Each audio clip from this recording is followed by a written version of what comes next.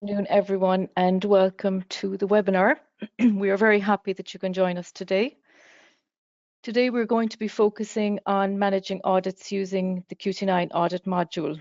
So over the course of today's session, we're going to be talking through how to use the QT9 Audit Module to set up and manage your audits, both internal and external, how to use our new audit checklist feature, and also managing auditor competence and training. So before we get into the main content, I want to go through some of the tools available to you in this webinar. Firstly, take note of the orange arrow in the vertical toolbar. This arrow will either expand or collapse the toolbar view. This is important because you will see that there is an area for questions, and we do have someone available to answer any questions that you have over the course of the webinar. Just to note, this webinar is being recorded and will be available on our QT9 newsfeed afterwards on the homepage. So a little bit about our webinar series. This is part of our free webinars that we offer to our customers that provide our users with the best features, functions, and tips inside of our software system. If you have additional questions after this webinar, you can schedule a one-to-one session with our training team. You can do this by emailing support@qt9software.com. They'll be more than happy to help you and connect you with a member of our training and implementation team. The last thing I would like to point out before we get into the main content is that at the end of this session, you will be invited to take part in a brief survey. Any feedback you can give us on the webinar is always greatly appreciated. This helps us to tailor our upcoming webinars to make sure that we are hitting the right topics that we need for our customers. So now I want to introduce what we will cover in today's webinar in outline. So we will be looking at the types of audits, first, second, and third party, setting up the QT9 audit module. We will be looking at our new feature, the audit checklists. We'll be using the audit module to actually carry out audits and the follow-up. We'll be looking at classification of non-conformances, and we'll also be looking at auditor training and competence and how we can use QT9 to manage that also. So what is available in our audit module? So we can schedule and we can manage audits. We can audit against any standard. We can link to corrective and preventive actions, and we can also, just going into more detail, we can use the audit module to create processes, and this is especially useful for integrated audits where you have more than one standard to deal with. You can manage approvals, including user group approvals, which is a new feature that came with version 16. You can also attach related files, such as an audit plan, evidence, signature sheets, that kind of thing, anything related to your audit. You can link current documents, so you can actually link live documents to your audit record, which makes it easier for your auditor, saves them time, make sure they're accessing the correct documents, and it also helps define the scope of the audit. We also have custom checklists, and we'll be looking at these today. All of our records are time-stamped. We have fully validated electronic approvals. We also have email alerts and audit reports to keep everybody on task with the audit program. And finally, we have real-time reporting with our trend analysis, data mining, and our business intelligence tool. So just looking at a very top level, we're looking at the audit types. So I'd like to start out by introducing these three types of audits. So we've got first party, second party, and third party. So first party is essentially a self-audit. It's an audit by the company on their own processes. Second party then includes either supplier or customer audits. And then you have third party, which is your independent certification body audits, like your FDA audits, NSAI, BSI, TUV, competent authorities, all of that, basically a third party. So we can actually process all these types of audits through the QT9 audit module. With these supplier audits, we do also have a supplier evaluation module. It's outside the scope of today's webinar, but if you're interested in that, please get in touch with our team and we will organize training for you or guidance. Customer and third-party audits, then, they may be processed through the QT9 audit module, and I will show you how we do that. So using the QT9 audit module is actually a great way to capture customer audit reports. Often after a customer visit, and I'm sure we've all had this experience, you either have a formal audit report or a list of items that the customer wants you to correct, or maybe improvement items, you know, a list of items that you need to look at. And they will like to look at these again the next time you come in, or they might look for updates. So we have these linked modules of corrective action and preventive action. So when you use the audit module to process an external audit report, you can actually link into your system to your PARs. This then makes it easier to actually track these actions and to bring them up if the customer looks for an update. When they revisit the plant, you easily can pull up, these were the items we looked at the last time, these were the corrective actions, these were the improvement items, what you decided to do about them. Similarly, for external auditor reports, again, very easy to pull up the audit report from the previous year with linked actions when you're preparing for the annual certification or surveillance audit.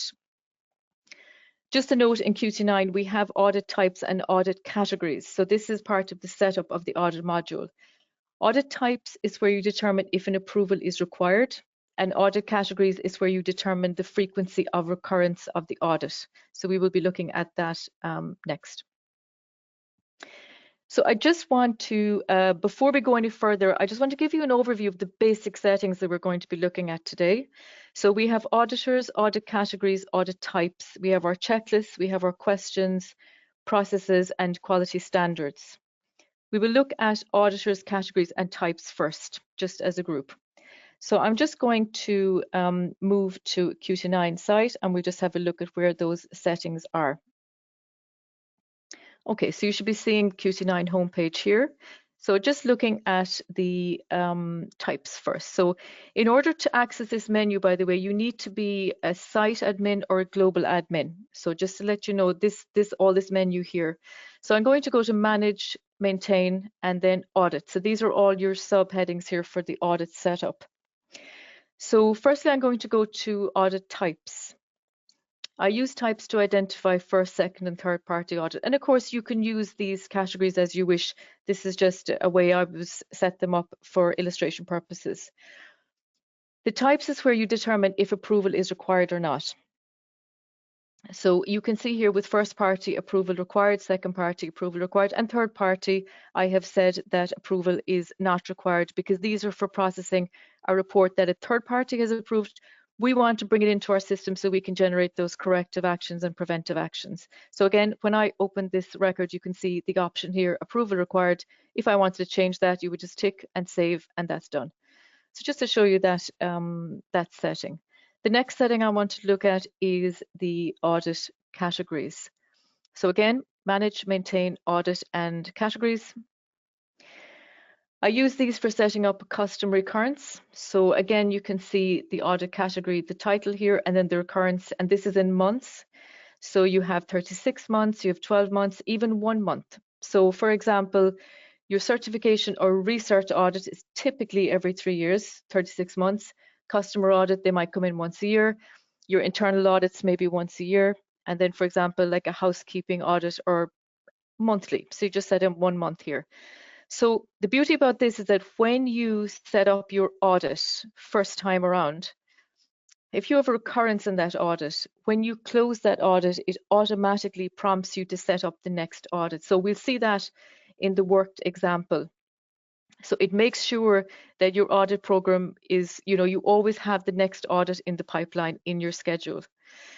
So anyway, the next setting I would like to look at is auditors. So again, manage, maintain, audit, and auditors. So anyone you are going to be assigning audits to, you need to set them up here first. So for the most part, it's going to be internal auditors, but if you are using the third party option, you could put in your BSI auditor, your FDA auditor, or even your customer. If you want to assign an auditor to your audit reports, they have to be set up in here first. So again, this is pretty straightforward. I'm just going to do one as an example. So again, I'm just going to say John. Okay, and again, company, you could say this is our company. Email, put in the email address. Registrar. Again, if it's an internal auditor, you can just leave that blank. You don't have to fill out all these fields, but you do just have to save. So I'm just going to save the auditor. And you can see now you're getting the option to assign the sites. So again, you need to make sure that your auditor is set up here and also that they're assigned to the site that you want them to have the authority to audit. You can also attach related files here. For example, you could have auditor qualifications or something like that in this section here for internal or even say contract auditors. We're going to look at that a little bit later on in the session. But that is one area where you can store auditor qualifications. So I'm just going to pop back in to the presentation, and I would like to look at setting up the audit module. So now we're going to look at some of the other settings like the processes, the standards, the checklists, how to create processes, how to create the audit checklists. Before we do this, I want to give a visual overview of what's involved in setting up the audit module from the ground up. So to do this, I will use the Iceberg model to illustrate what is below the waterline, e.g. the setup of the module, and what is above the waterline, which is what the auditor and the regular user will see. So at the very foundation, we have the quality standards. By default, QT9 comes preloaded with many of the common quality standards, including say 9001, 13485, and so on. However, we realize that there are many other quality standards which may apply to your company. QT9 QMS enables you to create and maintain your own or customer mandated or regulations here. So again, we'll have a look at that in the worked example. Next up are the processes. So this section enables you to enter all of your processes into QT9 QMS. You can then assign quality standard elements to these processes for auditing purposes, and you can also link your checklists and your documents. So again, just logically moving up from the foundation. The checklists, these are a new feature added in version 16. We'll be going through how to set these up and use them during this webinar. Checklists allow you to create multiple checklists, by the way. So you don't just have one audit, one checklist. You can actually have multiple checklists with personalized questions. These can be assigned to the processes, which are then applied to the audit. Then documents. You have the ability to link current documents to the processes and thus to the audits. This means that you will always have access to the most up-to-date version of the document without having to go separately into the current docs or doc portal. Then above the waterline, we have the audit itself and the outputs such as audit reports, corrective preventive actions. So I just wanted to give you a nice little overview of where we are looking at today. So we will now move on to a practical example. So I just want to show you where everything is. So I'm just going to go back to home to orientate ourselves. And what I want to show you now is where the quality standards are. I'm going to set up a new simple process just to demonstrate and a checklist. I'm going to do a full audit, but I'm going to do this audit with one I've prepared earlier, which is multiple checklists. And I'll go through all of that with you now. So look, starting with, again, manage, maintain, and starting out with our audit and quality standards. So the first thing is that just ensure that the quality standards that apply to your company are listed here. I won't get into detail due to time constraints, but just if you need to add a standard, just check with our team. You can check the help center, really easy to set these up. You can see the option is here. If you're not sure how to set these up, just please get in touch with us, but you can set up any kind of a standard here. These are just the well-known ones or the standard ones that come with the software, predefined in the software. So just moving on to, I'm going to set up a very simple process to showcase the checklist feature. So the first thing I'm going to do is I'm going to set up the checklist. Now you can set up the process first, but just to keep it in order, I'm just going to start off with setting up the checklist. Then we can set up the process and then we can assign the checklist to the process. So again, moving on to manage, maintain, audit, and moving on down to audit checklist. So you can see that the checklists are organized by site. So that's something to notice for those of you who are multi-site companies. And you can also see that all the checklists that are available per site. So we're going to enter a new checklist. And I'm going to just select create new checklist.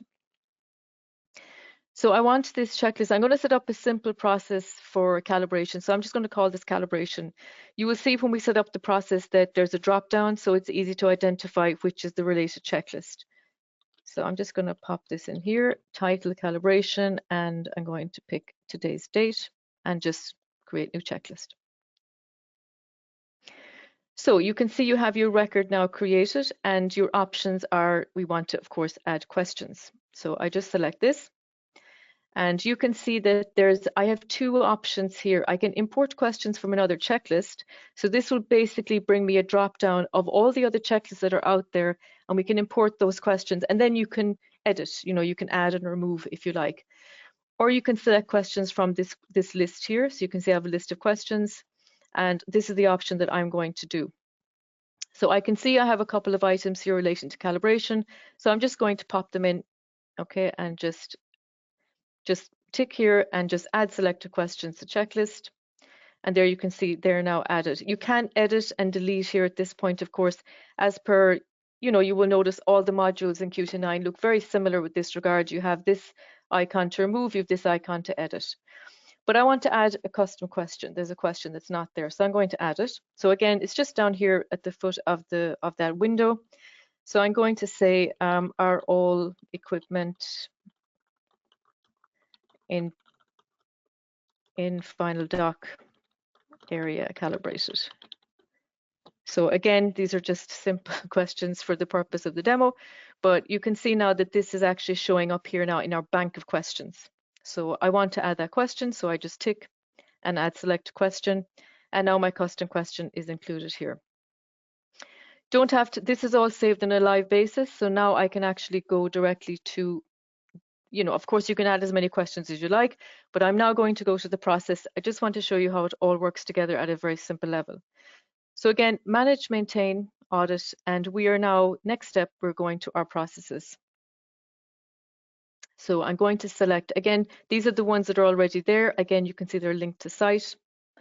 So I am going to select new process. So again, I'm going to call this calibration.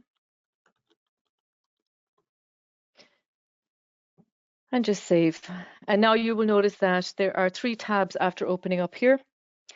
Elements, documents, and checklist.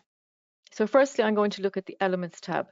So this is where you're linking to your quality standard. So you just select assign element, and you can see now that all your standards are available to you. So this is where you can add, we're just going to deal with one standard today for simplicity, but you can have multiple standards linked to the same process. So again, this is for people that are dealing with and I'm sure many of you are dealing with multiple standards, so integrated auditing. But for right now, I'm just going to select ISO 9001.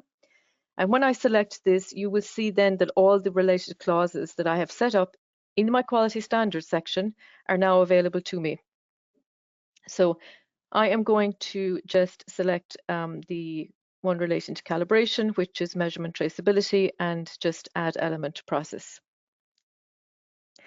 So you can add more clauses here. Of course, you can add as many as you wish. I'm going to just add one more. I'm going to add documented information and just add elements to process. So that's this tab, and again, you can add more.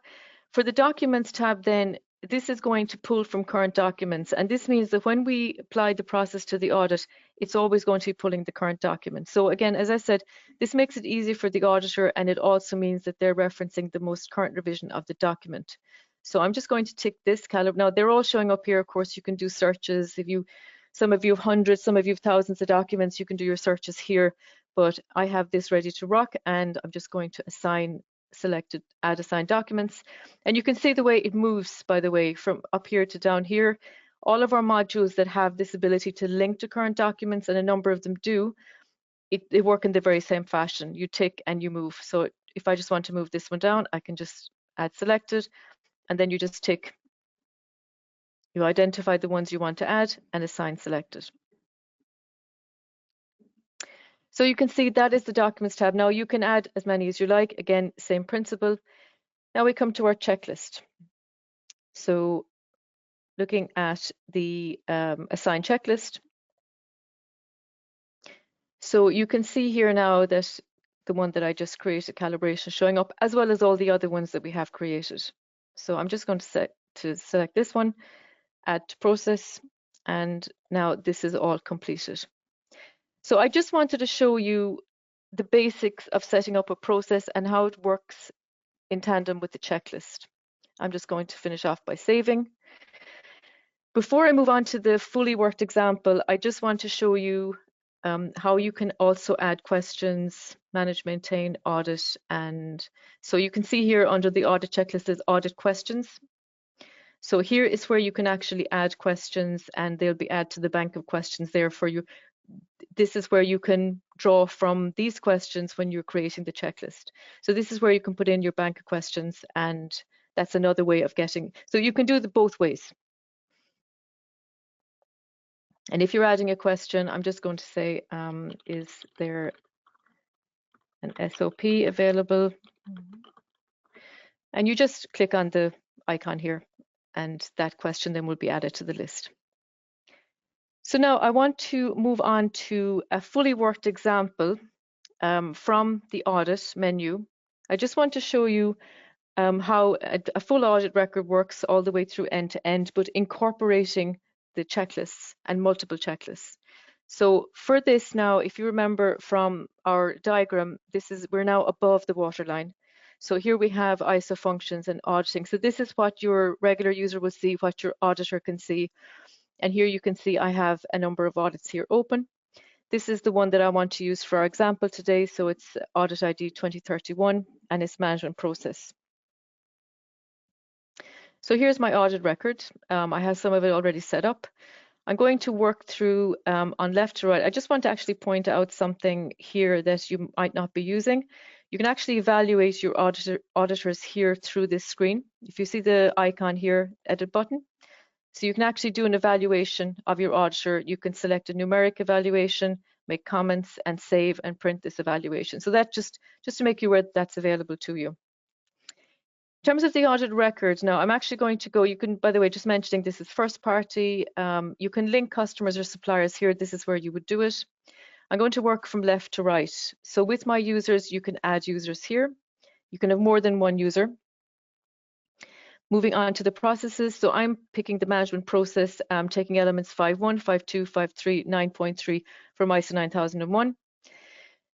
You could take more, of course. I'm just using this limited number for the demonstration. Here I have the checklist tab. Now again, what I have done is I have linked the checklist to the processes. So if you remember, I had 5.1, 5.2, 5.3, 5.4, or sorry, 5.3 and 9.3. And here I have the checklist for leadership and commitment, 5.1, quality policy, 5.2, roles and responsibilities, 5.3, and management review, 9.3. So I just want to point out, you can organize your checklist in this manner. You can add multiple checklists and you can link them to your clauses. So I'm just going to put in some information here. So I'm just going to work through this example. So how does top management ensure that, I'm just going to say review meeting, records provided. So you can see here there's in these columns you have conforms. So I'm going to say I was provided with enough evidence to satisfy that they're conforming to this requirement, and then you just click on save. So now I want to show you what happens if you're not finding the evidence. So for example, I'm going to say no evidence provided for risk-based thinking or process approach. So here's where we have a nonconformity. So I want to show you how we manage nonconformities. So in this case, we're not going to tick this because it's not conforming, but we will save it. Now I'm just going to copy this and move it on to the next tab. So where you have nonconformities, so this checklist is, if you like, your audit trail. This is your evidence that you have checked all these items. What were your responses?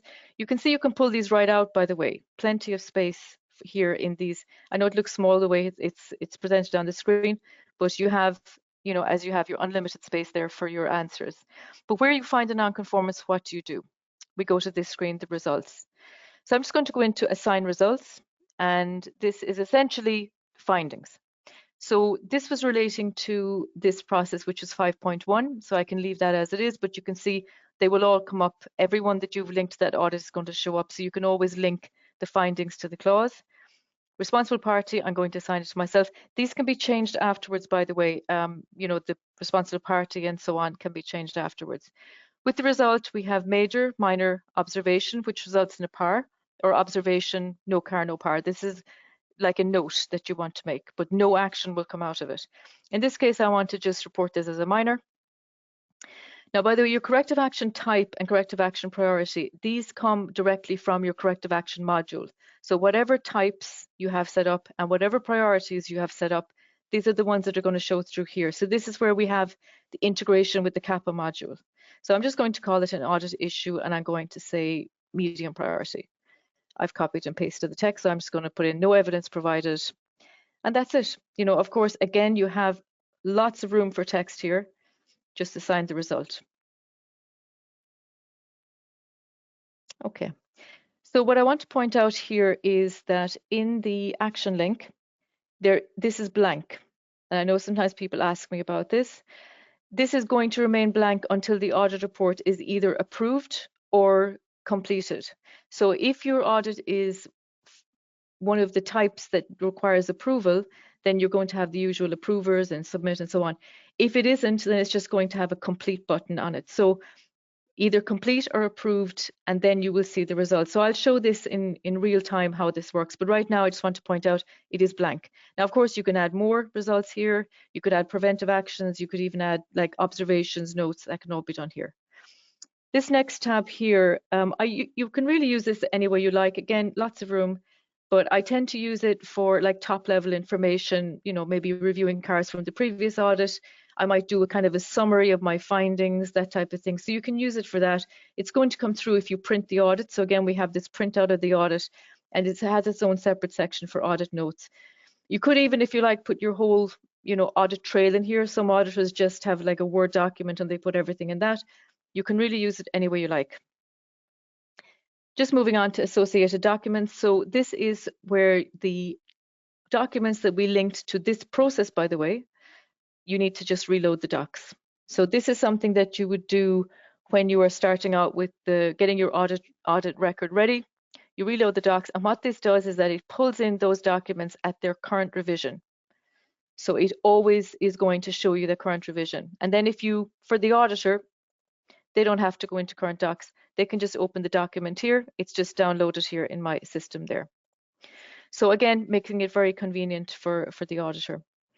Moving on to approvers. So again, to be on this list, you need to have the designation of audit approver or global admin.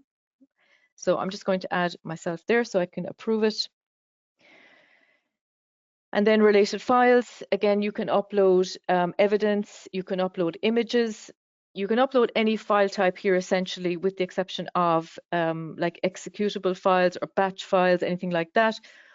There is an upper size limit of 150 megabytes, and this is a hard limit at the moment, but you do not have a limit on the number of files. So you could have 10 related files, 20 related files. There is no limit.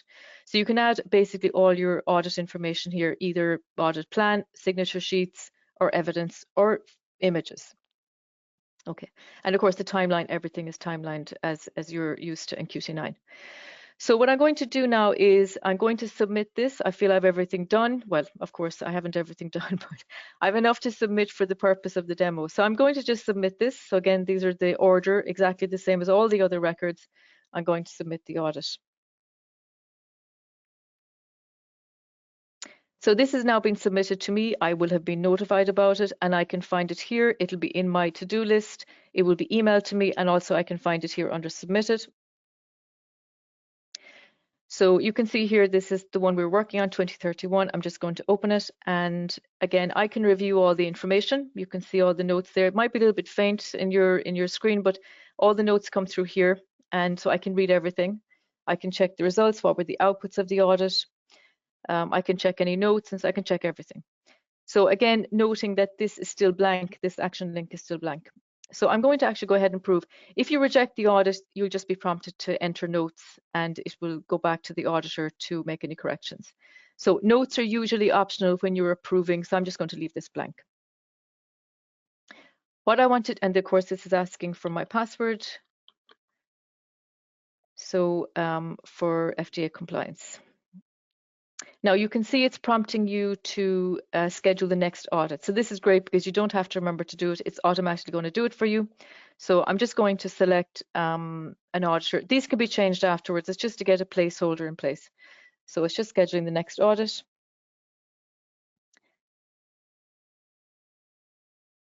So what I want to do next is I want to show you what happened to that result. Okay, this was blank, it's no longer blank. We now have corrective action, or CAPA.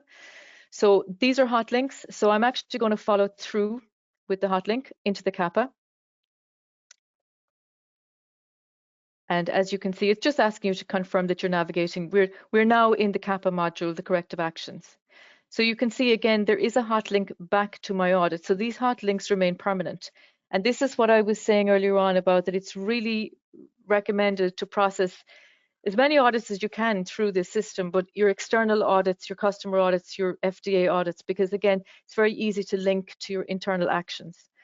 So I just want to point out, this is again your type, you put in your problem type, let's just put in process.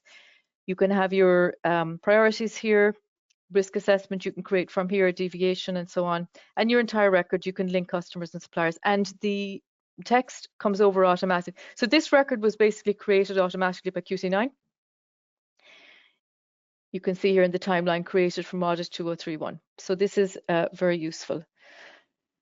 So a lot of functionality there. Of course, you also have the verification and you have the option to upload files, again, all part of the verification. So now I just want to go back to the presentation and just moving on to, I want to just talk about if you want to add a non-conformity classification. Sometimes we get this question from our customers. You know, let's say you have a different, we've got major, minor, let's say you have critical, for example, you know, but a different terminology. There are several ways you can actually do this, but using the corrective action module. But as you saw from the example I did, when you're in the audit module and you're creating these results, which result in cars, it will pull up the car type and it will pull up the priority. So you have that linkage. So I'm just going to show you how that works.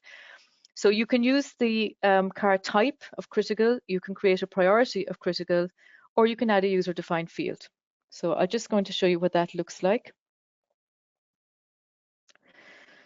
Okay, so again, the car type is here. So for example, critical audit nonconformity. Priority, again, I've put in the drop down of critical. Again, these can all be set up in the settings. And even if you want to use the user-defined field, so I'm just going to collapse some of these fields. I have a field here, audit nonconformities. Now, by the way, the categories and priorities I was looking at there are just site admin. The UDFs would need a global admin permission to do these, but you can see that I can put a section in here. Please classify the nonconformity, you know, the source, reference number. So you can put all this into the corrective action if you like. So we've huge possibilities within the user-defined fields within the corrective action. So that's just if you wanted to have a classification for your nonconformance that didn't fall into major and minor. Okay, so I'm just going to move on to a new topic now. So I want to look at auditor competence and training. So because the audit process is critical for compliance, the competence of internal auditors and contractors, if you have somebody from outside carrying out your audits, is heavily scrutinized, especially in regulated industries. They look very much at the auditors, that they have the competence, that they have training in whatever standards they're auditing, that they have, for example, lead auditor training, certification, and so on and so forth. I want to show you how you can use QT9 to support the process of establishing and maintaining auditor competence. So as part of ISO 9001-2015 clause 7.2, and of course you have similar in all the other ISO standards, I think it's 6.2 and 13485, you're going to have similar in aerospace, in food and pharmaceutical. They're all going to have a clause dealing with competence. So the terminology in 9001 is for personnel who perform work affecting quality, and of course internal auditors and auditors would be. Most people do, but fall into this, this requirement. So I just distill them down to 4 items here. Competence needs to be determined. Staff must be competent on the basis of training, education, or experience. Actions relating to competence need to be evaluated. So this is like training effectiveness. And then finally, documented information or records must be retained as evidence of competence. So again, you need to be able to prove that you've carried out this training, that you've done these evaluations and so on. Actions to achieve competence can include mentoring or hiring, subcontracting to competent persons. So again, I'm going to mention this again towards the end of this webinar about where if you're in the situation where you are outsourcing your internal audits. So just to get into this in a little bit more detail, or to show you what module that we have in QT9 that will help you meet these requirements. So determining auditor competence, and this is with relating to the role of, let's say, internal auditor. So you can use the job title module, you can use skill sets. The auditor must be competent on the basis of training, etc. You can use your training records module. Actions relating to competence needs to be evaluated for effectiveness. So we have a training test module, so we'll have a look at that. Documents and information must be retained as evidence of competence. So again, we have employee records, training records, and I will show you how you find that information and that traceability if you're asked, okay, for this employee, please show me that they are trained auditors, that they have carried out they have the necessary competence to do this very important work. So looking at auditor competence, I just wanted to dive down a little bit deeper on this before we look at QT9 and the different modules that we can use here. But when you're looking at auditor competence, there are distinct categories. So you have, auditing skills, of course, but you have organizational knowledge, you've sector specific, whether you're in food or aerospace or pharmaceutical, process specific. So in a manufacturing setting, you typically have different processes running. So again, process knowledge. You might have expertise in specific quality standards, ISO, FDA, MDR, for example. Then you will have soft skills, such as communication, diplomacy, and so on. Reporting, writing, so, how to write reports. So a lot of, especially regulated companies, would have, for example, an SOP on how to write technical reports. QT9 can be used to organize all of these skills. Now, I just want to make a note here. I recommend this ISO standard 19011 2018, Guidelines for Auditing Management Systems. This is a fantastically useful standard. You can get it where you normally get your ISO standards, but it applies to all types of audits. So it's not just ISO 9001, it's not just automotive, it's not just any one discipline, it applies to all. And there is a section on competence and evaluation of auditors. So again, if you're interested in getting into this in a little bit more detail, I do recommend getting hold of that standard. Okay, so I just want to get into a practical demonstration. And I'm going to move to QT9 and going to orientate myself back to my homepage. So I want to show you we looked at 4 items. So we need to determine competence, we need to carry out the training, we need to evaluate effectiveness, and we need to keep records. So I just want to show you what modules we have here that will help with that. So we're looking now at the training module. So again, on our menu, going into training. So for here, I'm actually going to start with skill sets. It's not a requirement to have skill sets set up, but I do recommend them. They're a great way to keep track of the different items that you need people to be trained and to be considered competent to do their role.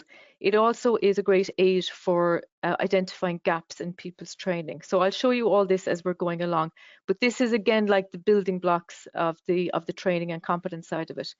So a skill set's really easy to create new ones. Again, new skill set, you put in your title, description, very easy to set up.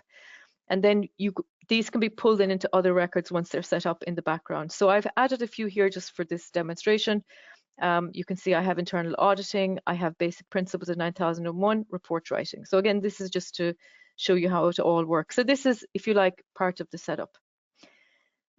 Moving on to the next one, the job titles. Now, most of you will be using job titles. If you're not, I highly recommend you look at this because it's linked to a couple of other modules and it's very functional. And it really helps you to keep track and making sure that everyone is trained in the most current revision of the documents. So I'm just going to go into the job title of internal auditor. And again, this is just to show you an example. So you can see here, I have the skill sets attached on here. And also I can put a recurrence. So you can actually put a recurrence on the skill sets so that it will flag up when somebody is due to be retrained in something. Let's say you like them to do this is actually every 3 years, you want to do them the basic principles. The auditor course every 3 years, you could do every year, every 6 months. Again, the system will allow you to do that. So I've set up these skill sets here as part of this job title. The next thing I have is the documents. And again, you can set up a recurrence on the documents, but these are pulling again from your current documents. So this is the current document for internal auditing, technical report writing. Employees, then you can have multiple employees per job title. And it also applies in the reverse, by the way. So for any one person, they can have multiple job titles. So for example, it could be your purchasing manager, but they're also an internal auditor. They can have 2 job titles. You can have multiple assigned to a person. And by the same token, you can have multiple people linked to a job title. So here we have related files. So you can attach any related files here. So just to give you an idea of what this looks like, and now to focus on the functionality. So let's say we have a new auditor starting with us, and we just want to incorporate all this training. So you just create a training record. So you can do this directly from the job title. The details are coming up here. You can of course add and change this, but I'm just going to go ahead and create training record. So it's just happening there in the background. It's assigning the skill sets, assigning the documents, and you can see it's telling you now what it's actually done, what it's assigned to that record. And it's going to allow you to go directly to that training record. So we're now going from the job title to the training record. And as you can see here, objective comes over, instructor comes over, subject, which is the job title. You can see here that skill sets have come over, documents have come over. So there's a few things we need to populate, but a lot of the basic information has come over. So these are what we've determined to be the competencies for our auditor. With the users, you would assign this typically to yourself. So this then links the training record to you. This is not the trainee side of it. This is like the instructor setup user side of it. This is an optional section to use. Skill sets, you can see that you can add more if you like at this point, or you can remove them. Employees, we can add our employees here. So I'm just going to assign an employee to this. Let's say Mary is our new auditor. And moving on then to, we have our documents. Again, you can add more documents if you wish at this point. Test, now we do have to assign test. So I will assign a test, but I'll also show you where this is in the setup for the training module. So I'm just going to add a test. Okay, so this is relating to internal auditor 13485 requirements, for example. Okay, so I just want to point out, now this record is ready to go. We've got the employees, we've got the documents set up to, you can even put in hyperlinks, you can add related files if you wish as well. But I just want to point out for those of you that might be wondering about this, this is a new feature that we added with version 16. You need to start the training record before it would become visible to the employee in their training portal. So just to point that out. The reason for this is it just means that you can ensure that you're done and everything is ready before you actually select start. So you just click on start, and then the employee then can actually go ahead and do the training, and they can take the training test and so on. So I'm just going to move on to training tests. So you can see I've signed this one, and you can actually see, by the way, if you're using this, you can see a lot of information about pass, fail, and results here from this side of it. This is not what the employee sees, by the way. The employee, of course, goes in via the employee portal. So just moving on to the tests. So I just want to show you where they are, training tests.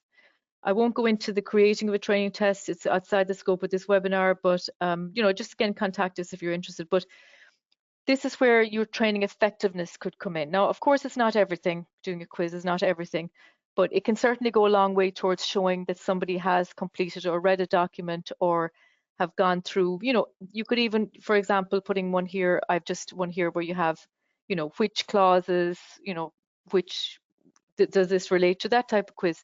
So you can set these up here very easily. So the final thing I want to look at is the employee training. So this is the last item. You need to maintain documented evidence. So I'm just going to go into employees, and I'm just going to pick this first employee here. And this is actually where you're going to track their training. So again, if you were asked this by an auditor, here you can also see if there's a gap. So just by selecting training matrix, you can see if there's any gap. So this is where the power of the skill sets and the linked documents and so on comes into play. You can see that these are gaps. So this is a report that you can run, for example, prior to an audit, or as you're going through the training for that person. So look, I just want to, and this is the last item I'm going to cover now today, so I know we're running up against the time. So I'm just going to go back into the presentation, and I just want to talk a little bit about contract auditors. So this is just where you've outsourced all or part of your audit program to an external auditor contractor. Why might you do that? It might be you have a skill gap, you have a resource issue, or you might require independence. Auditors may not audit their own work. This is something that's critical. So the two things that an external auditor is always going to look at when it comes to when they're looking at your audit team is that they're competent and that they're independent. Those two things, I don't know if they're equal importance, but they're two things that you must address for your auditors, internal, external, whoever. So again, auditors may not audit their own work. This is going to be in every quality standard, some obviously paraphrased. The important thing is that you get their qualification. If it's an external auditor, ask them for their certificates, their lead auditor certificate, something like that. You can store it in QT9. There's a number of places you can do this.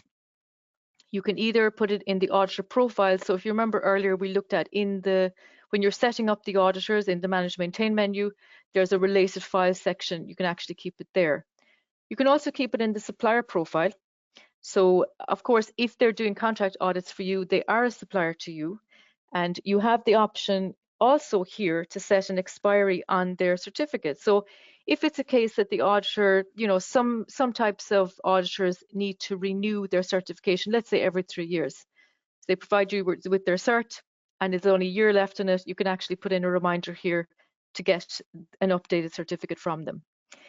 Employee profile. Now this is something that some of you may not be aware of, but you can set up employees without setting up a corresponding user profile.